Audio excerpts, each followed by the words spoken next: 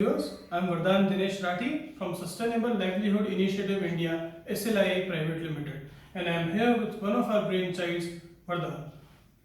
Vardan is the world's cheapest water purifier. Now, what is Vardan made up of? It is made up of our in-house invented compound that has a very high absorption rate. Secondly, it uses solar cells that are made up from e-waste. Now, why is Vardan the cheapest water purifier in the world? First, the filtration rate. Only 8 paisa per liter is the cost it takes to filter your water. Yes, 8 paisa only for 1 liter of water. Secondly, for 10 years, you don't need to change anything.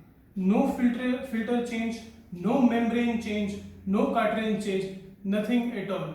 10 years, 1.5 lakh liters of water it can purify without the need of change of anything.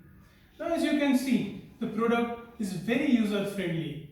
Water comes in from here, water filters and comes out from here. That's it. You don't need to move anything. There is no need to put in extra efforts. Simple and as it is. So this is our step towards sustainable living, because sustainability is the only way ahead.